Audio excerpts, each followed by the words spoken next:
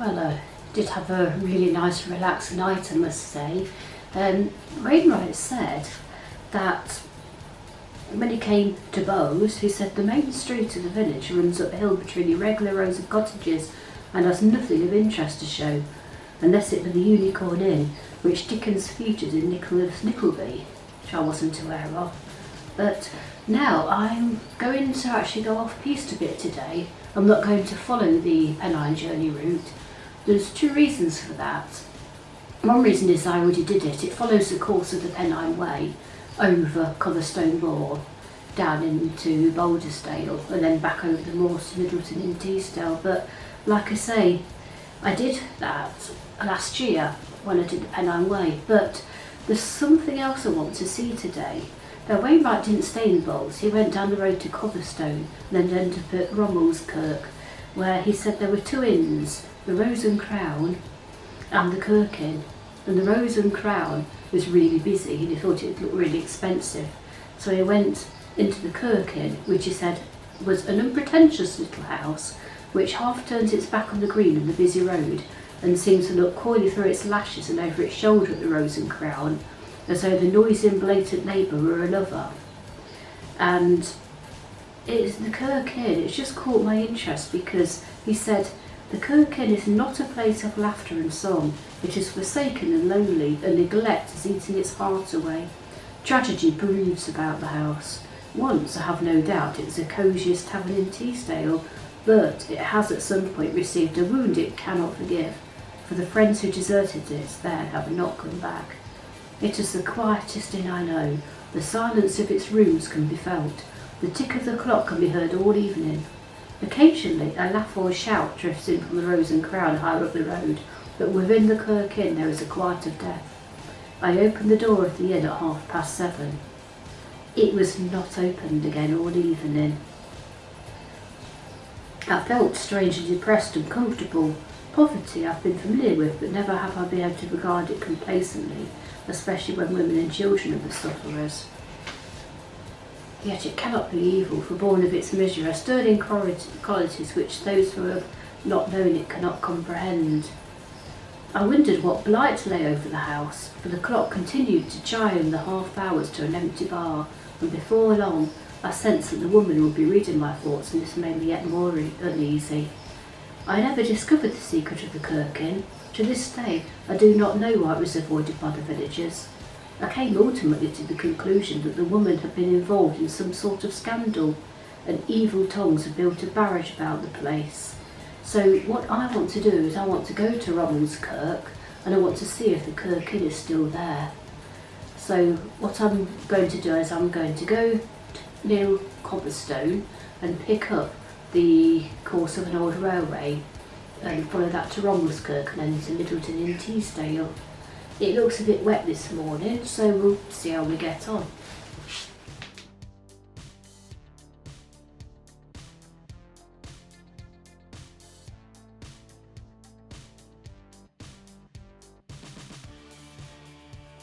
Bowes Castle was built between 1171 and 1187 on the site of a Roman fort.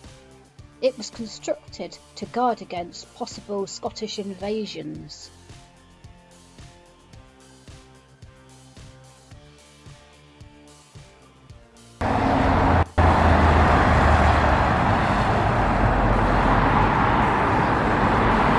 This is the route Wainwright would have taken in 1938. The road's probably a good bit wider than it was then. Now, if anyone's interested, what I will do is I will post photos and videos from the actual proper Pennine Journey and Pennine Way route that took last year. A bit better weather then as well. Carrying this pack and the tent really does make a difference. I can really feel it, the strain on my body. It really does make my feet tired every evening. But Wainwright wouldn't have had that because he carried a pack, but all he had in it was literally maps, paper, ink, his cigarettes, a couple of changes of socks, money presumably, camera, and that was about it. He didn't carry any pyjamas.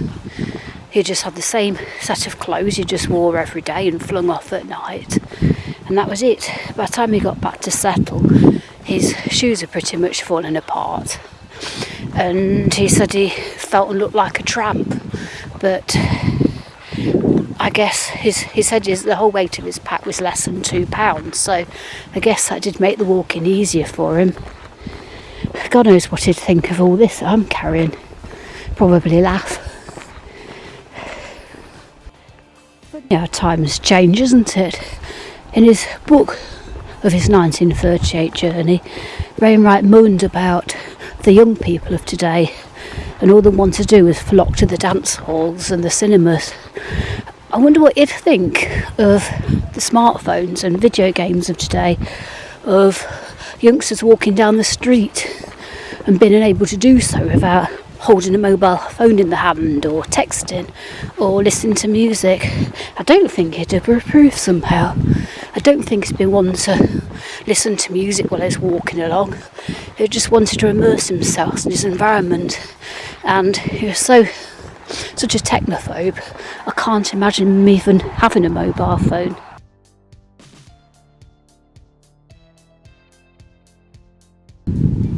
Nothing for 150 yards. That's quite apt.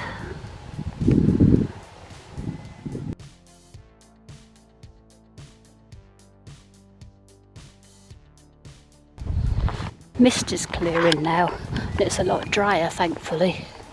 See that sign up ahead? I think from now on, a lot of the land to the left is Ministry of Defence land. They do shooting and stuff. I don't know what W2W is, I'm going to have to look that up. Are you not supposed to be out? Crossing the wide expanse of Cotherstone Moor at the moment.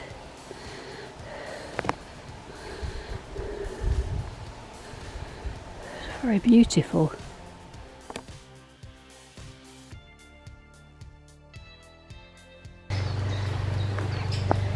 Hey, Cotherstone. Wainwright found it quite a delightful place. But we're not actually going right into it. There's Wainwright described a single track railway line going from Middleton-in-Teesdale to Barnard Castle. It's not there anymore, but it's become a walking route. So I'm going to pick that up, follow it to Romaldkirk. This is much more pleasant than the road.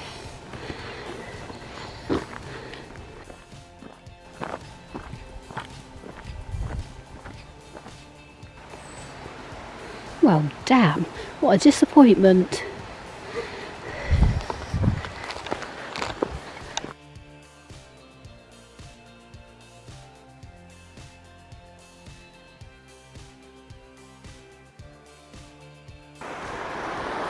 There's a Tees below.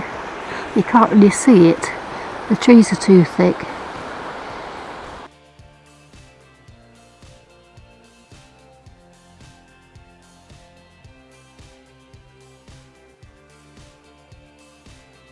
Well, here we are. Romaldkirk. Let's try to find the Kirk Inn. And there it is. Still here.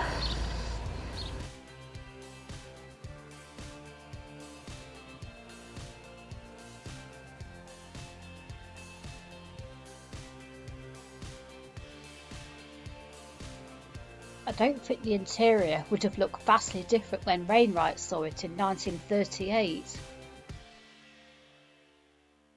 I'm glad I saw Romaldkirk. It is a lovely village.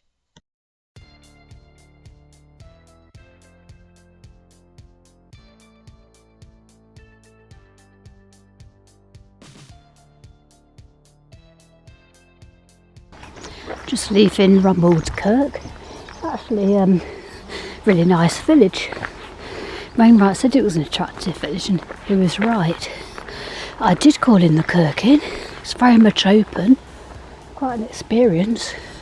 I don't think it's actually changed inside since 1938. There's nobody else in there, some old clippings on the wall, old photographs.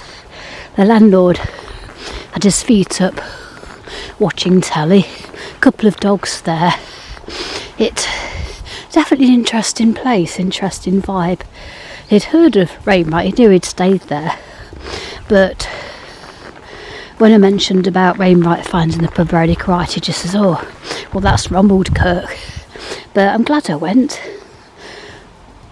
Had a can of Coke and a packet of crisps, and then I went to the cafe for some apple pie and ice cream and a latte, because he didn't have a coffee machine despite there being lots of billboards advertising fresh coffee. But yeah, I'm glad I saw it. Definitely experience. No, really glad I detoured through here. There's some lovely views opening up. Don't know if this is Teesdale yet or still Weardale. The road is down there that I'm pretty sure Wainwright would have probably used to get to Middleton, but this railway track is nicer.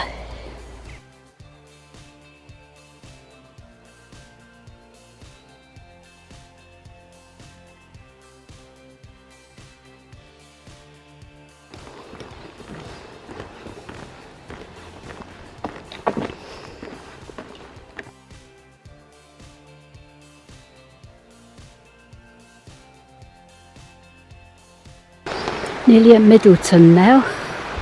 Middleton-in-Teesdale. There's the Tees bubbling away. We'll follow that in a bit, but I need to stop in Middleton because I need some supplies. Coffee sachets, essential. I know there's a co-op, so I should be lucky.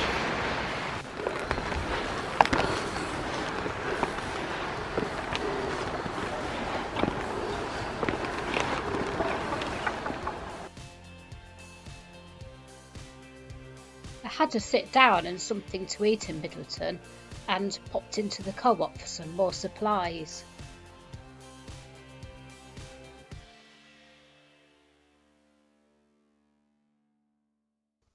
I'm not sure when this photograph was taken or whether it's the same view Wainwright would have seen, but the marketplace road is now a lot wider and it's got flower beds and benches down the middle. But I think a lot of the houses in this postcard are still standing.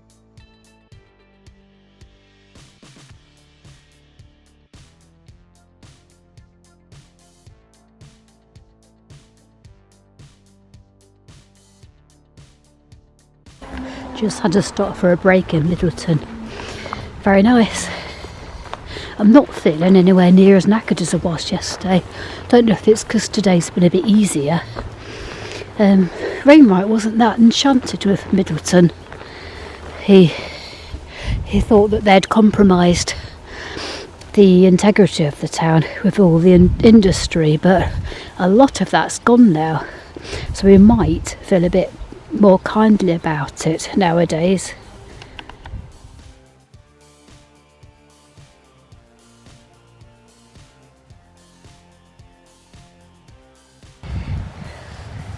Teesdale's quite pretty.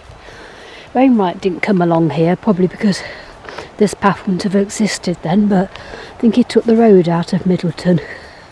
Goes up somewhere that way to Newbegin. Seem to be a lot of Newbegins. Must be a popular name. But don't think we've got too far to get to the campsite. I just hope they've got an access from the Pennine Way, because there's no public right of way to it. Inventive style competition going strong here as well.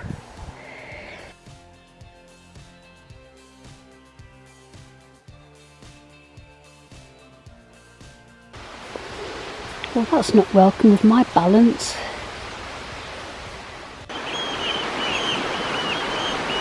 Loads of oyster catchers. Oh, nightmare. Turns out there doesn't seem to be any direct access to the campsite from the Pennine Way. I've just walked across somebody's meadow and had to climb under a fence and over a gate. This track, I hope, leads me down to the farm office camping. But in the morning, if you walk along the road a little way, there is a footpath that joins back up with the Pennine Way. So I'll go that way. Ooh, I thought that was going to be quite nasty then. I walked along this track down to the farmhouse at the bottom.